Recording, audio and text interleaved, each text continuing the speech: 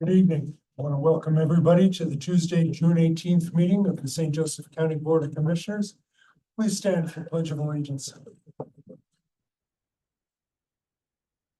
Pledge allegiance to the flag of the United States of America and to the republic for which it stands, one nation, under God, indivisible, with liberty and justice for all.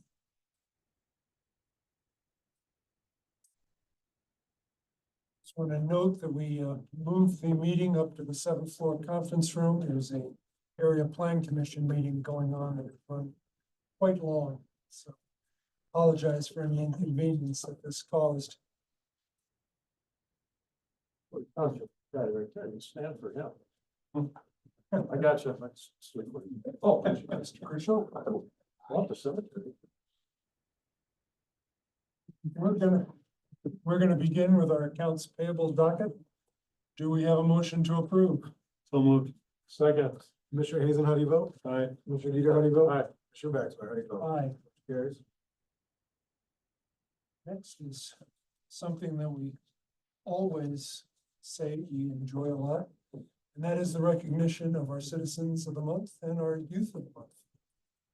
We're going to start with our March Citizen of the Month, which is Phil Blasco.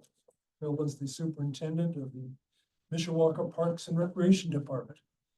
In 2020, Phil was named to the Michiana 40 under 40 class that highlights the achievements of 40 outstanding young adults who, despite being under the age of 40, have demonstrated exceptional leadership, excellence in their respective careers, and a commitment to community service. In 2023, Phil was instrumental in creating a park to feature an AstroTurf surface, making the play area fully wheelchair accessible. The park also highlights a we-go-round, a wheelchair accessible merry-go-round, a splash pad, a sensory play center for kids on the autism spectrum. Something that I want to add, Commissioner Dieter and I had thought about last year, and that was a miracle field for kids who are physically challenged. We thought maybe Portage Manor might be a good location. And then we found out that the city is actively working on that. So we're going to get that in our community, and Phil is instrumental in bringing that to the community as well, along with the mayor and the city council. For over 10 years, Phil and his family have been delighting their neighborhood with an extravagant Christmas light display. Week before Thanksgiving, Blasco's turned their yard into a Christmas wonderland. Although the real work begins as early as August, 3 years ago, Phil and his family added an additional touch to the season by giving a collection of hats, scarves, and gloves to donate to the Center for the Homeless. And now they've expanded that to make a financial contribution through this. It's really, I think that more than anything is why we're honoring Phil for all the work that he and his family do and how much they add to our community, and just wonderful. And we do have a short video to show.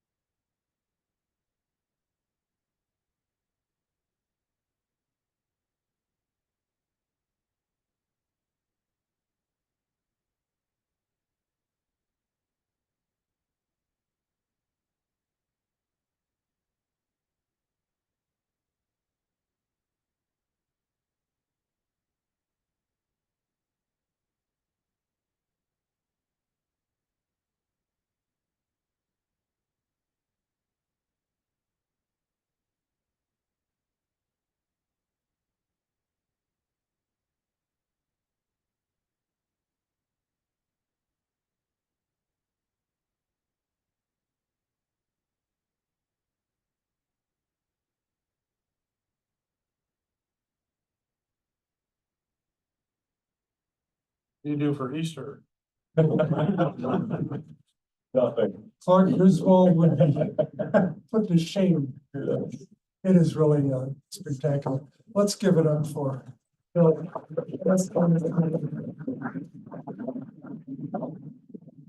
Bill, would you say a few words? Yeah, absolutely. Introduce your family? Yeah, so here with me I have Adeline, my daughter, she's 11, Elliot, who's 8, and Lydia, who was 4. It all started when we started putting up Christmas lights together. My daughter was 2. She drew the original blueprints. Every year, the kids and we build all of our stuff together. We actually, this last year, they came and filmed our house for the Great Christmas Light Fight Show. So we're gonna be on national television this year with a chance to winning $50,000. And so we, a couple years ago, my daughter came up with the idea of when COVID hit, we could no longer volunteer at the Center for the Homeless. So she wanted to still give to the community. And so we came up with doing hats, gloves, and scarves and financial donations. And so this last year, we were able to give $10,000 to the center and 3 van loads full of brand new clothes. And all that is earmarked for single moms or for children that live there. So we love to do it. Also, if you're ever bored, we start putting up decorations the end of August, and we go all the way up until December. So it's a walkthrough trail. We're out there every night. Santa Claus is out there. We have a dance floor. So anything the kids draw up, we make ourselves. For example, my son, he took apart an old treadmill this last year from Goodwill, and we turned it into a conveyor belt for a Build-A-Bear station. So yeah, a lot of fun. But thank you so much for the recognition. We really appreciate this, and I couldn't do it without my kids. And it's me and these 3 right here that put it all together. That was 2 years ago, believe it or not. It's a lot larger now than that. So, yes. You watch the program. Yeah, it should air on ABC the end of November or the first weekend in December. Did you say send the mayor the electric bill? Actually, he doesn't get the electric bill. Well, I don't pay it to the city. I pay, actually, I'm in the county, so, but he wants that. Whose He district is that? he wants to send a bill to him. But it's a lot of fun. What street do you live on? I live in Panda Court, right off of Day. Okay. So if you're on Day Road and you look to the left, you'll see the glow. That's my house. Yes. Last year, we had to switch the postal service because they weren't getting mail because of the traffic into our neighborhood. So, but yes, thank you so much for recognizing us. Well deserved. On the foundation stuff. Yeah, absolutely. Yeah, we're doing that as well. We're trying to build a miracle park for the community. So, Why don't you come up so we can get a photo? yeah, you want to do it here in front? Yeah, we'll do it in front. All right, come on up here.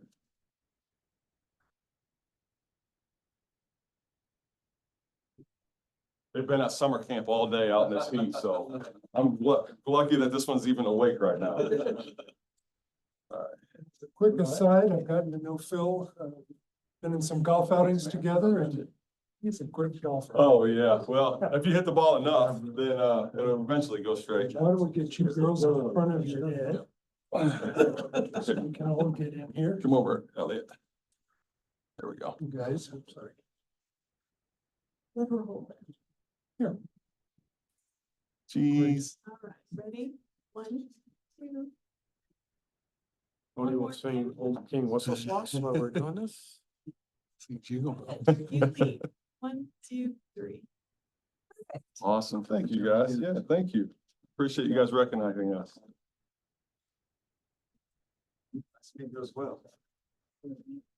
Maybe we'll head one out. Yeah, hard work. so much. See you soon. Thank you, guys. See you in December. Take care, guys.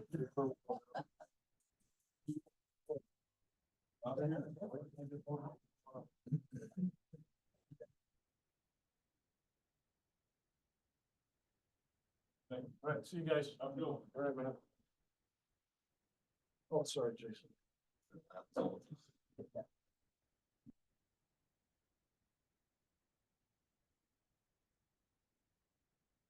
Next, we recognize Nan Tolchinsky as our April Citizen of the Month.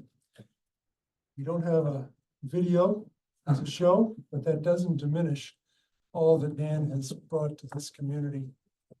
Just on a personal note, we got to know Nan and her late husband, Mark, also an educator. We lost him 15 years ago. Can't believe it's been that long already. But we got to know the Tolchinskis. Our boys were young and we started going to Notre Dame women's basketball games. And her husband were working in the desk there. And she's done a lot for this community. She grew up in an age when there were no basketball teams for women. But that didn't stop a longtime educator from finding a way to turn her love for the game into a Hall of Fame career. Nan is a pioneer among women in the South Bend basketball community and joined an exclusive list of Indiana's all-time greats 2 months ago. And she was one of 12 people that was inducted into the Indiana Basketball Hall of Fame on April 27th. She really was a trailblazer for women in all sorts of ways in South Bend. 64 St. Mary's College graduate. She spent 43 years in the South Bend Community School Corporation before retiring in 2007. She's the first female member of the St. Joseph Valley Officials Association and the first female AD, athletic director in South Bend of LaSalle High School from 2002 to 2007. You know. You know. Nan also served as the official scorekeeper for the Notre Dame women's basketball program from 92 to 2022, and a scorekeeper for the men's program for the Irish from 1996 to 2022. Even more than that are her efforts through the Northeast Neighborhood Food Pantry, where she distributes food sustenance to those in need. And we found on the website a letter that Nan wrote. So I'll quote her, that she has worked every Tuesday, Wednesday, and Friday, and it has been so rewarding to know that this pantry is making a difference. We know that we are only facilitators. It's the generous neighbors and donors that has made this possible. Just shows some of the things that Nan has brought to the community, and it's really an honor to be able to honor Nan Tolchinski.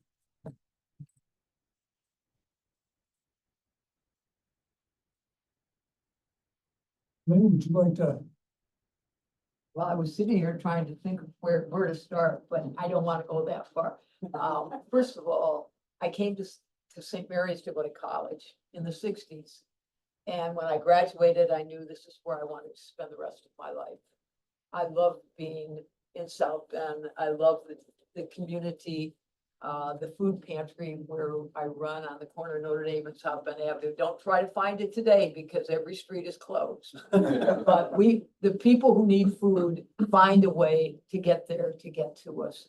And the traffic department worked with us and moved the barricade back just enough that we can use our driveway to get in and out.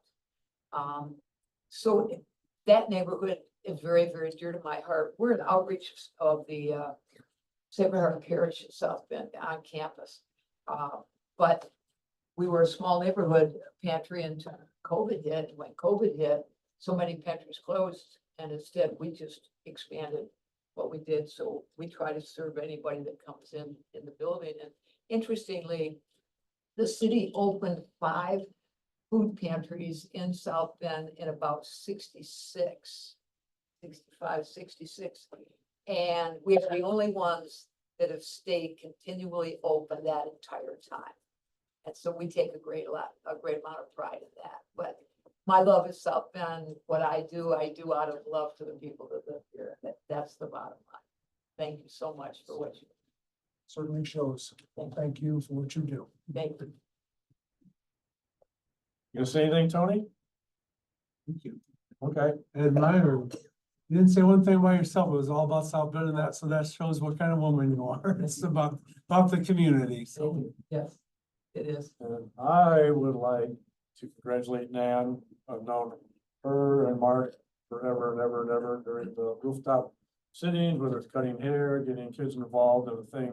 When my kids were growing up and being involved with Nan, it was always interesting to see men come back who had been grade school, high school, always come up to her and say, hey, thank you for everything you did. It was great being here. And she remembers their names, what they did, whether they were a good player or a bad player like Mr. Mish, you would still remember all of the good stuff that they did. But again, people like you and Chuck Lennon and stuff, were just phenomenal people that have been an anchor for the community for decades. So we really appreciate all the good I times. appreciate your kind words. Thank you. Let's get a picture. How are we gonna do that? I kind of tried to watch what was happening, so I would look like total.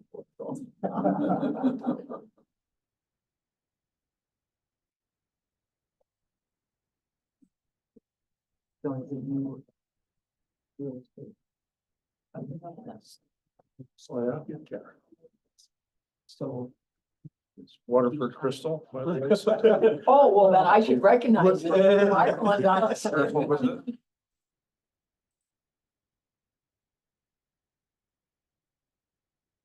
Great, Thank thank you. you. Thank you. Thank you, gentlemen. Thank you. Sure. Thank you for so much you do. You're welcome. It's great. It's a pleasure. It's something I love. Yeah. So Shows. Soon as Lindsay has her baby next month, we'll have 9 granddaughters. You know what? All 7 and under. That's amazing. Thank you to everyone very much. I appreciate this. I'll see you later, okay?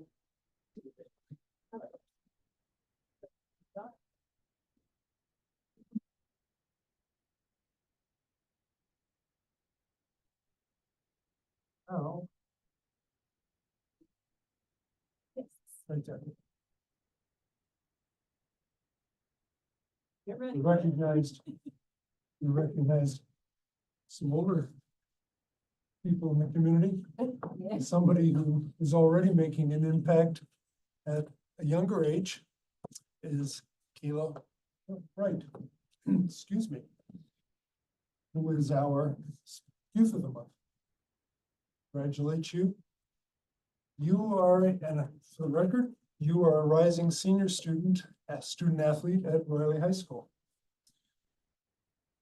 She is involved in multiple sports, including track and field, cheerleading, and flag football. Kayla is the captain of the flag football team and soon to be for cheerleading. She has 4 siblings, which she tries to be a role model for. She's involved in the criminal justice program at Riley to help her reach her goal of becoming a police detective. Something that these 2 gentlemen have experience in. Admittedly, Kayla had a rough first 2 years of high school. She will tell you that no focus, no motivation, and no support. She set a goal for herself in the beginning of her junior year to perform better in class and improve her behavior. Off to a great start in the first quarter, Kayla was approached about being one of the managers for the football team. She then became the starting quarterback for the first ever Riley High School girls flag football team. Even while having a broken pinky, she managed to throw. The team went to Indianapolis and won 2-1 out of 3 games. He also joined the cheerleading team for boys and girls basketball. It's made the 3rd year in high school cheerleading. Kayla has been cheering since she was a little girl. Wrapping up her junior year in sports was her highly successful stint on the track and field team, where they became champs for the city, sectionals, and regionals. The team went to state and got 14th in the 4x1 relay. She got support and pushed to stay consistent with the mindset of finally focusing on school and has done the work with the help of a football coach, Yul Thomas. Kayla says that has helped her especially when she felt overwhelmed or too stressed.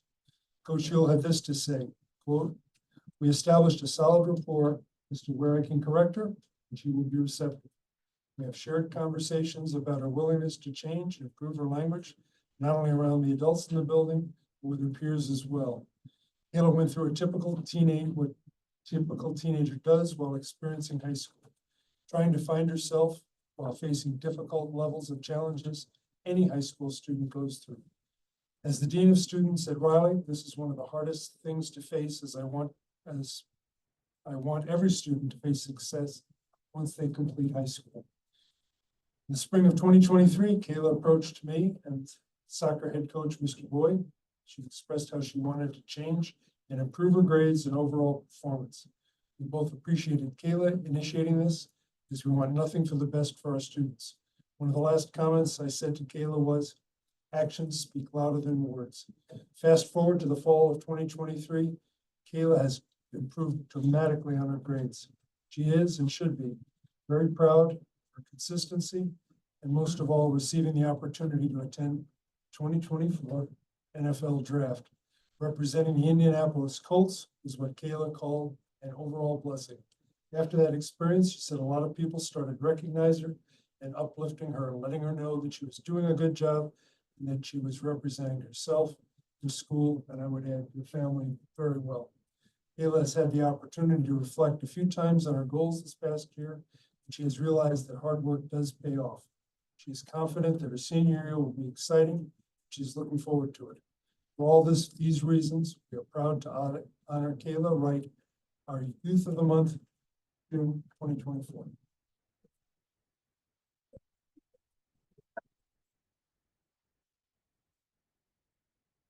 Well, that was a little long, but it is uplifting to see students get off to a rough start maybe and pull themselves up. You are an inspiration to the community, family, school. Great work and well deserved. Ellen, anything to add before we ask? Kayla, do you want to say something?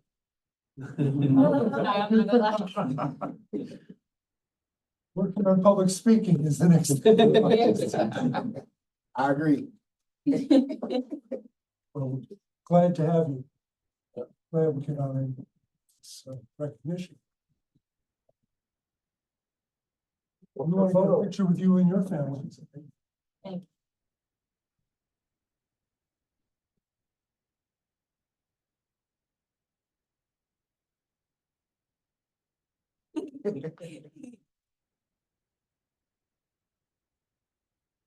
Just 49.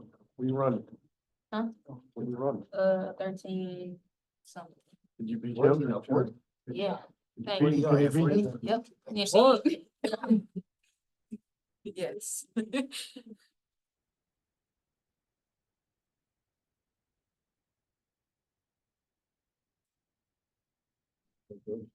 Did the living there. What's going to be next? College, yeah. Gotta do more sports. I appreciate you Thank you guys. all. Thank you all. Thank you.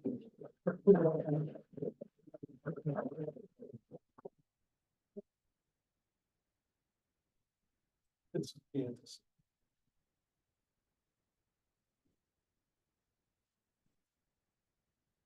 We're.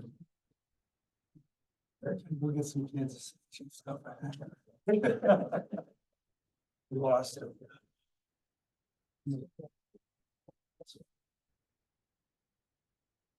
Next, we're going to move on to the Portage Township Appeal.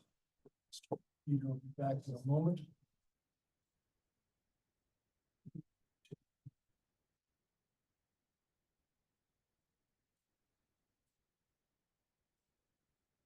You can start, I'm just gonna, you can start, Jason.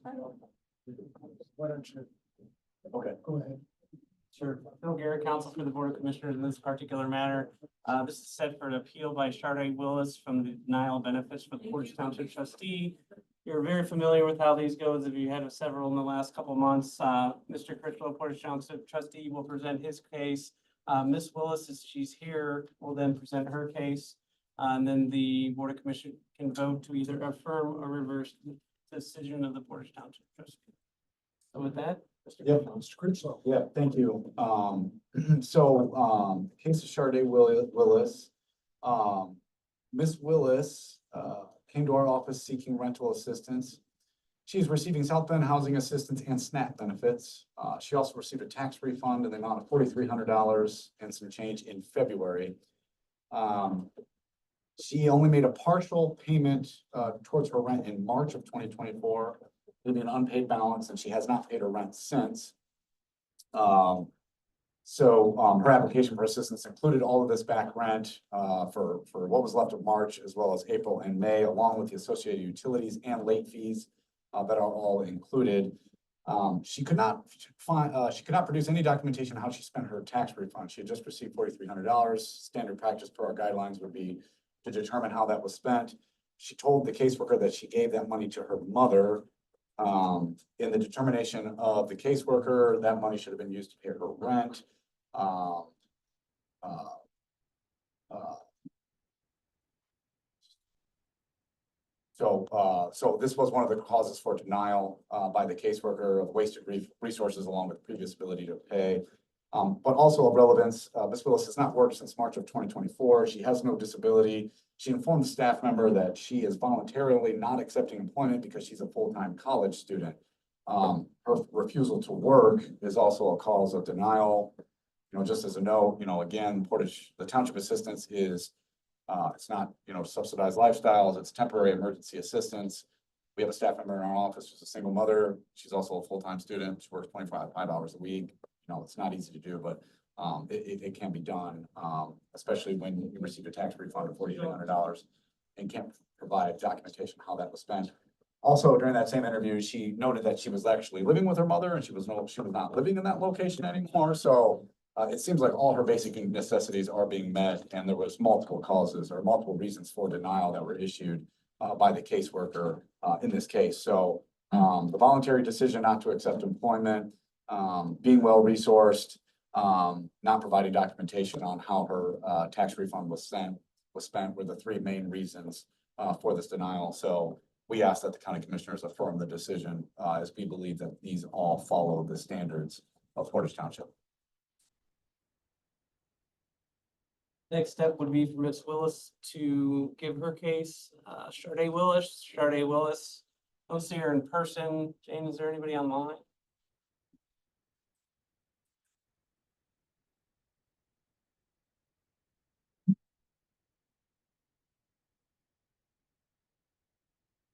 Seeing no one online with the name of Sharday Willis, it would be appropriate for a motion to affirm or reverse the decision as the Board of Commissioners would so choose.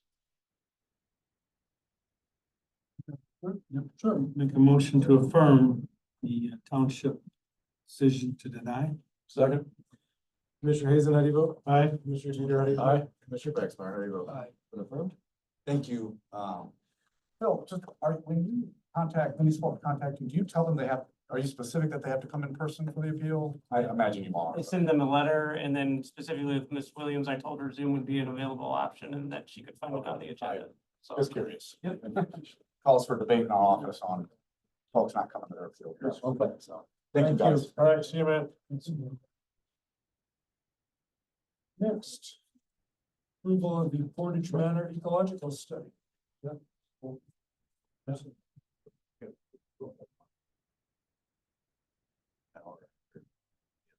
Sure, that's the purpose of doing this. Speak on agenda items without having to wait. There you go. So. Brian will. Yes. So wait a minute, why don't we have the presentation first? Steve. Steve. Okay. And then. I'll introduce Just Steve the Sass. He's a phenomenal person that knows everything, or just about everything about birds, animals, wildlife, and so on. I met him a couple years ago, but then when we had the first blow up and homeless encampment, we cleaned up 500 bags. He came out there, and his view was just the unbelievable property that has existed out there since the ice age, as it would be. But I think it would behoove us to hire him to find out exactly what we have from plants, animals. So if you just want to give her a brief synopsis of yourself, what you do and what you intend to do. Yeah, thank you for the opportunity. I've been involved in matters of environmental concerns in the county for a number of decades now, mostly on a volunteer basis, serving on various environmental groups, the Audubon Society, the Native Plant Society. For 7 years, I was with the South Bend Ecological Advocacy Committee and co-wrote the Natural Resource Management Plan for South Bend Venues, Parks and Arts, which is policy now.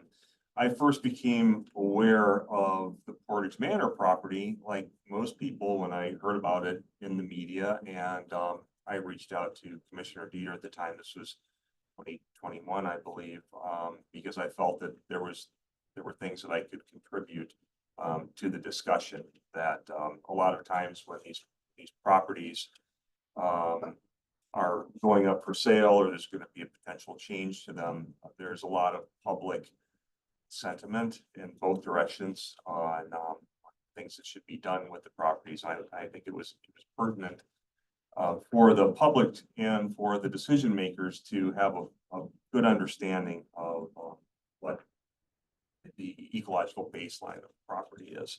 And there's also, I think, I was involved back in 2016 when Elbel Park was potentially going to be sold. I became involved in that discussion as well, and it became clear to me that even though the South Bend Park District Park Department had owned that property since the middle 1960s, they didn't have really any idea of its ecological value, aside from the fact that it had been a golf course. And back in those days, I remember a lot of the folks from the community thinking, well, who can we reach out to? We can call the DNR or the Soil and Water District and the usual people, right? And that seemed to be kind of the case or the pathway that was going on with the Portage Banner too at the time that I got involved. So I think I had a means of being able to help maybe guide the process a little bit and figuring out what the steps would be in determining what the value of what the ecological value of the property is, which I think is necessary to have before any firm decisions are made, because a lot of those decisions could potentially rely upon the data that we're able to determine from the property. So that's me, I guess, in a little bit in how I got involved, and then specifically then what the study would do would go from now through the fall, and we would document, characterize the habitats that are present on the property. There are several, because the property has obviously been used as a county home for a number of years, and parts of it were used for agriculture, and parts of it were used for human dwelling, and parts of it were used for farming, and parts of it, namely the southern part, the ravine, seemed to be mostly untouched. It wasn't suitable for agriculture. It wasn't suitable for building anything on. Fortunately, back in the day when that was the case, a lot of times we throw our garbage in places like that, wetlands that were deemed to be good for anything. But fortunately, this escaped that. So, so characterizing those various habitats, identifying the plant species that are there, both good and bad. So we're going to have a combination of remnant plants and invasive plants. In the case of the invasive plants, what would be the potential remediation steps, or the process for improving the ecological health of that property should decide to go that route. What birds are using the property for migration, for nesting, what other animals are present on the property, both mammals, insects, what is the natural history of the property, the geology. So all of those things is what we are proposing to put together for the commissioners in what would be a comprehensive report that would allow you to be able to make an informed decision on what you would see best for the property. Appreciate that overview. Happy to answer any questions you might have about that. At this point, why don't we ask the folks who wish to speak on this to speak? First person to sign up is Brian Will. It's me. I live at 5244 Hickory Road in Granger. And I am also a volunteer with Wild Ones. I organize litter pickups in the community. I am a co-chair of Citizens Climate Lobby, local chapter, and also involved with the Ecological Advocacy Committee for South Bend. But I'm here today representing myself. I'm very concerned about what movements are doing to wildlife and what we're doing to habitat. And I support anything we can do to protect that property or to Portage Manor. I went out there on Saturday to see it. Anything we can do to protect it and keep it green and keep it native plants in particular, native trees, native shrubs, native flowers, to support birds, insects, and other native wildlife. So I'm glad to hear we're doing the study, and I certainly support doing anything we can to keep that area undeveloped and natural. Thank you. Thank you, sir. Mr. Hamilton? Yeah. Mr. and Mrs.? Right. I too am a member of Wild Ones, and both Brian and I are on the Ecological Advisory Committee that was just referenced. It is very important as we become much more sophisticated about our interaction with nature to realize how important native plants are to the total foundation of all animate life, including the insects that depend upon those native plants and the birds that depend upon the insects. You have an entire cascade of life that we can preserve at Portage Manor. And there's something else that's fundamental, and that is we must make room for life other than our own. We are not the sole forms of life in this world. In fact, if we destroy all of the life around us and below us, we ourselves will disappear. So it's essential to preserve kind of property like this. And we heartily support the proposition before you. Thank you. Thank you, Charlotte. I guess I'll just echo some. Name your address for. Charlotte Wolf, 21439 Osborne Road, Lakeville. And I really recognize Steve for stepping up over the years for advocating and putting himself out there in a volunteer role to try to get our county a little bit more ecologically aware. This natural resource management plan that Steve and a couple other people put together on their own time. I guess I tend to be a little bit more of an activist than maybe some of my colleagues here. I just cannot believe that it is policy that has not been enacted in our county.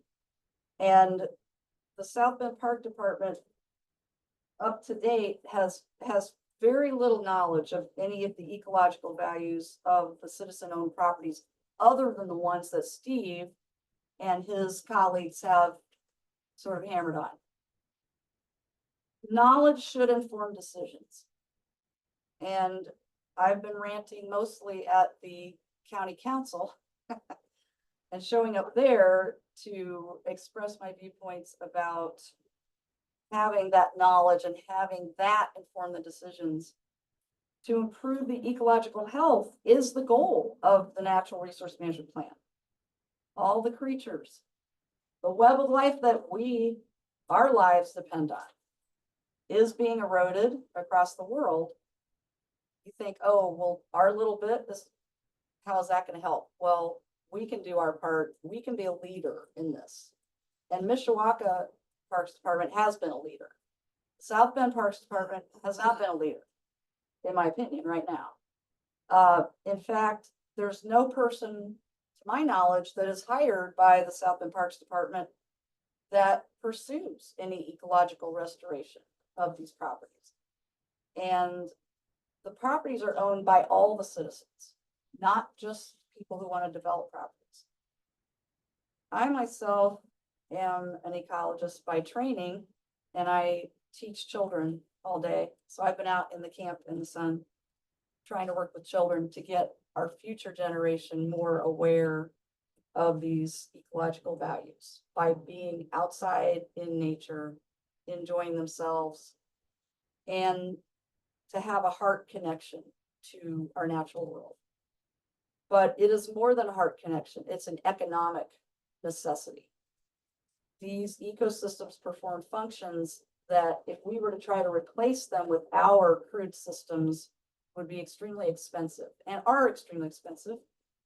And as Ryan Dvorak likes to say, those are the externalities that we all pay for.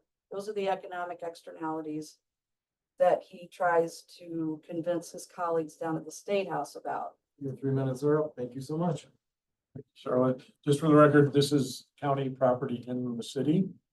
And just also for the record, our current county parks does not want anything to do with the property. So that's why commissioners are taking the lead and going from there. Deborah. Hey, thank you.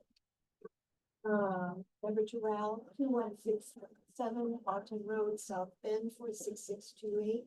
I don't live too far from this property, and I have been on the property for a while. I want to start out by saying that Steve Sass is the right person to do this work for you. He has the knowledge and the passion to cover both the big picture and the specifics, the details that are so troubling often. And so I'm very happy to see that you have connected and that he's going to be involved in this. I just came from the Area Plan Commission, and that's why I was a little late getting here, because that meeting is going very along with people talking about the environmental community aspects of the solar farm in North Liberty. And I was really surprised to see so many people raising the environmental issues as their top concern. People were speaking against it. I spoke for it, actually. But I'm bringing that up just to share with you how important the public feels that a property like this is. And I also feel that it might have some historic value beyond the Portage Manor itself because of its close adjacency to Pinhook and the ancient portage that happened from the St. Joseph River to the Kankakee Marsh. And I would like to encourage you to reach out to the tribal members because I think they would be very interested in participating in this project. That's been done, they weren't. Okay, I will follow up on that. Thank you very much. Is I would assume Cheryl, Nix, do you want to speak on anything on this? Why, sure. I'd be happy to. I'm always, Cheryl Nix, 17901 Sable Ridge Drive, Clay Township. Wetlands, prairies, native grasses, native plants, wildlife, they matter. And I know I've mentioned this a few times. I would like to have a public hearing, a big discussion, bring people in to talk about what they'd like to see. I know there's been discussion about bike trails and motorbike trails. Personally, I'd love to see the restoration of the prairie. Let's bring it back. Probably farms contaminated some of the soil, but it could be restored. Charlotte Wolf would know all about that. And I think this could be a real opportunity. I'm still sad that Portage Manor closed. That I continue to be sad about, but I'm hoping that we could at least look at this property and do something beautiful and wonderful with it for the county. Thank you.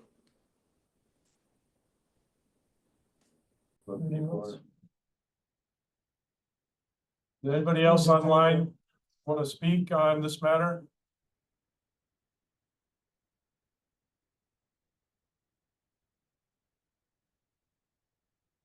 Do you have anything to add?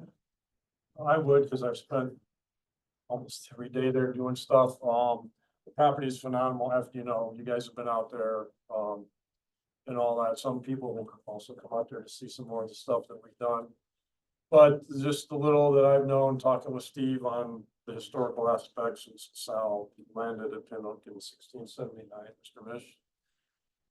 There's no doubt traveled that ravine to get to the Kankakee to the Mississippi, but the wildlife that I have seen out there already is, there's about a dozen deer that were in the ravine. There's 2 fawns there, about 2 dozen on the north part. Just the turkey vultures, everything is out there is phenomenal. But once you're out in the ravine, in the woods, as you guys, you don't realize you're in the city of South Bend. So that's a good thing. You can get from Osceola, you can ride your bike on all the paths that have been created. You can ride your bike from Niles, the Riverside Trail, and all of the stuff that Notre Dame has put in and the coal line and everything. It takes you right there. So I think it's a phenomenal property. So that's why we want to get people who are way smarter than me and us to tell us about all of the things that place, how it was created 18,000 years ago and all that. So make a recommendation that we hire Steve to do this study. Second. Commissioner Hazel, how do you vote? Aye. Commissioner Dieter, how do you vote? Aye. Commissioner Baxmeyer, how do you vote? Aye. Motion carries.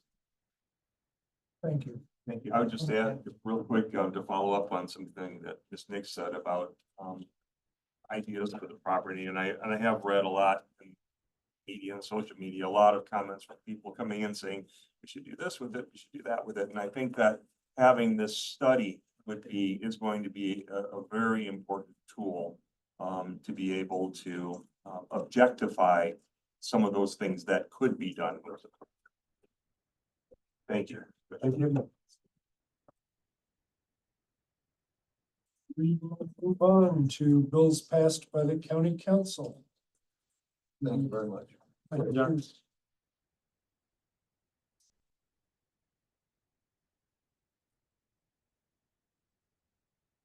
Two bills that are now ordinances were both passed unanimously. We have a motion to approve ordinance number 44-24 and 45-24.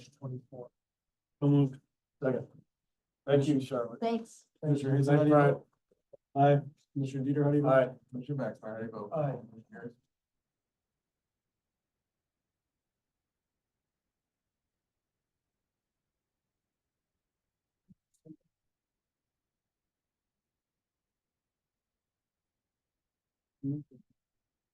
Jane, do we have the interlocal agreement?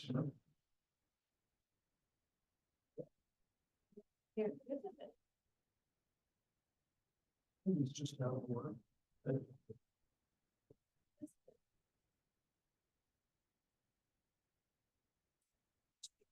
Oh. No, I misunderstood. I thought we were doing this next week. We can do it this. Which is serious, you got to sit for all this stuff, you better. I was just gonna apologize for realize that we had already. reached out. Would you please fill us in? Yes, so the This item, resolution. yes, this item before you is an interlocal agreement between St. Joseph County, the city of South Bend, and the city of Mishawaka to renew the St. Joseph Housing Consortium. The Housing Consortium was established in 1991 as a mechanism to receive home funds from the U.S. Department of Housing and Urban Development, and their focus is providing affordable housing. And so this agreement would renew the consortium for a 3-year period with an automatic renewal clause, but there is a right to not participate also incorporated into the agreement. Well, again, my apologies. I spoke to you this morning. I didn't realize that we had already taken that step, get it on the agenda. And as I said, we had no intention of not, or at least from my perspective, not participating. So I'm glad we did get it on the agenda. Of course, now you're saying, you told me I didn't have to come tonight. Go home and be with your family or do other things. Here you are. Yeah, it worked out well. Glad you were here and you don't have to do it next week. Gentlemen, do we have a motion to approve resolution R-6-C-2024, interlocal agreement regarding the St. Joseph County Housing Consortium? So moved. Second. Commissioner Hazel, how do you vote? Aye. Commissioner Dieter, how do you vote? Aye. Commissioner Baxmeyer, how do you vote? Aye. Motion carries. Thank you again. Dave, right. You don't want to hear us talk about asphalt overlay change orders? See you. Not to belittle our highway department in any way. Moving on to IPG, approval of the RNS 92-301D asphalt overlay change order number 1. What this item is, Sky Matters Department of Infrastructure Planning and Growth, office is on the 7th floor of this building. What the first item is, and actually the next 2 items are final change orders for these projects. This was our community crossings mainline package that was done last year. And what this final change order does is it looks at all the overruns and underruns and more or less gives us zeros out the project. And this project, final change orders for a decrease of about 1%, which is about $36,527. Ask for your approval. This change order. Any questions? Do we have a motion to approve? So moved. Second. Commissioner Hazel, how do you vote? Aye. Commissioner Dieter, how do you vote? Commissioner Baxmeyer, how do you vote? Aye. Motion carries. Next. Item RNS 92-301S, Maintenance asphalt overlay change order number 1. This is similar to the one before. It's a final change order, looking at overruns and underruns. This also includes additional segments that we did within the subdivisions. As we got out there working, we noticed some other areas that it made sense to go ahead and do while the contractor was out there. And I checked the budget. We had a little bit to go back out and do that.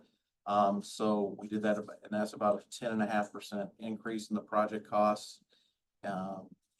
We reviewed it. Request your approval.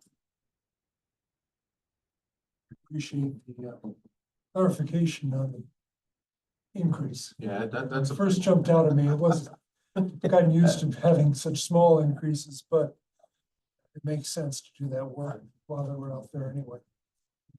I was in the room with him. Yeah, that's 300,000 will catch your eye. I mean, that's. We do that sometimes, especially if we see one project maybe running under and we're gonna have some funds available, we may pick up another area. Glad you were looking ahead and making good use of the funds. Yeah, I say we, it's staffs, people that make me look good, so. Gentlemen, any further questions for Mr. Metters on this particular item? Here we have a motion to approve. So moved. Mr. Hazen, how do you vote? Aye. Mr. Dieter, how do you vote? Aye. Mr. Baxmeyer, how do you vote? Aye. Motion carries. Next, a similar one for RNS 92302-S, another community crossings project. This one was for, last year we had two subdivision packages that we bid out. Because we did have some ARP funds available to help us do that. And this was the second package, and what this is the final change order once again. And there was an increase in this project about 2%, which is about $44,000. Request your approval. Those are the kind of increases we've grown accustomed to seeing because of rising costs. And Right, right. Yeah. so, yeah. If there are no questions for Mr. Metters on this, do we have a motion to approve? So moved. Second. Mr. Hazen, how do you vote? Aye. Mr. Dieter, how do you vote? Aye. Mr. Baxmeyer, how do you vote? Aye. Motion carries. Next is a bid request for the resurfacing and rehabilitation on various roads. This one, we're going the other way, which is the beginning of a project, and this is for request to advertise for approximately 3.2 miles of roads in our subdivisions. So this will be our 2024 subdivision package. We've already bid our 2024 mainline package, and they're actually working on that now. We also bid in a supplemental package for roads out in the IC. That has been awarded. This is just for the subdivision packages, and so it's for about 3.2 miles, and we request your approval to advertise for this on the next two Fridays. I can't remember the dates. Good. 21st and the 28th. Yeah, happy to answer any questions. Any questions on the request to advertise? Negative. Appreciate that. Who wishes to make a motion to approve the bid request? So moved. Second. Mr. Hazen, how do you vote? Aye. Mr. Dieter, how do you vote? Mr. Baxmeyer, how do you vote? Aye. Motion carries. Next is the IPG consent agenda, which is one item, the Miami Trails Neighborhood 4th of July Parade. Reviewing it, everything has been submitted properly. We have a motion to approve the consent agenda for IPG. So moved. Second. Mr. Hazen, how do you vote? Aye. Mr. Dieter, how do you vote? Mr. Baxmeyer, how do you vote? Aye. Motion carries. Next, we have the recorder, another consent agenda. We've had quite a few of these, another Laredo agreement. We have a motion to approve the recorder's consent agenda. So moved. Second. Mr. Hazen, how do you vote? Aye. Mr. Dieter, how do you vote? Mr. Baxmeyer, how do you vote? Aye. Motion carries. And at long last, we are now at the Health Department. Approval of the security services agreement with Trinity Protection. Yes, I'm Mike Rubel, Director of Operations for the San Diego County Department, or Department of Health rather. And I'm requesting approval of the security service agreement with Trinity Protection. The need for the for the request is that our nursing staff will frequently be doing immunization clinics and other community events. These events happen after hours on weekends, and for a good portion of the year, they fall late enough that they're entering facilities in darkness and they're returning in darkness. They also have a need to return vaccine supplies, the needles and all the other supplies that they have. They need to bring that back into refrigeration overnight, and they also need to return all the rest of the supplies as well. So they need to have reentry into the county city building as well. They've had a couple of situations recently. There were two, I believe these occurred before I started 7 weeks ago. And where they had folks at the events that were verbally aggressive, sort of pushed their way into the booth area where the staff were. So there are concerns about safety at the events, in addition to arriving and especially leaving and re-entering the building. So we estimate that there would be approximately no more than one event per week that would require that. The events normally last anywhere from 3 to 4 hours. There will be weeks where there will be no events where we would need them after hours. They do a lot of the events during normal business hours as well. And we would just like to better protect our staff as they're helping citizens of the community.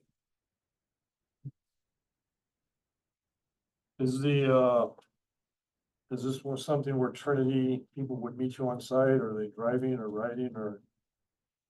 I believe they could meet on site.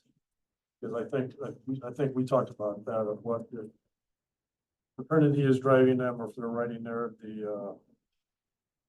what's the vulnerability of each, so I guess from your perspective, we should have something in writing that they will meet them there, or. We wanted an understanding of, the health department employees driving the security officer, are they driving separately? Will there be, security driving? And if so, different insurance requirements would apply. It seems like they won't be driving the security vehicles with employees in them, but we wanted to double check that. Okay, I'll be honest, I do not know the answer to that. I would have to get that information in return. That is so so something happens that we all know, which is the way we can do that, absolutely. But I think this all was a derivative of, I think this started a couple months ago, if they should ask one of the security people downstairs, and I said, no, they're downstairs for a reason, to go with, talk with Neil and Trinity of, hey, if we're going to 519 Diamond, which doesn't exist by the way, that they should have somebody meet them there or whatever. So it's just the whole logistical thing to get squared away. I'll get that information. Former officer, not only does he know the streets, he knows the house numbers. There's no reason why we can't. No, and it's my understanding that Trinity would do an addendum if they would, for some reason, be driving a health department individual, that we could do an addendum to include the insurance requirements. Any other questions? If not, we have a motion to approve the security services agreement. Department of Health with Trinity. So moved. Second. Commissioner Hazen, how do you vote? Aye. Commissioner Dieter, how do you vote? Aye. Commissioner Baxmeyer, how do you vote? Aye. Motion carries. We have reached our public comment time. Anybody wish to make a comment? Is here in the room? Nice to see you downstairs. We missed you. Anybody online wish to offer a public comment?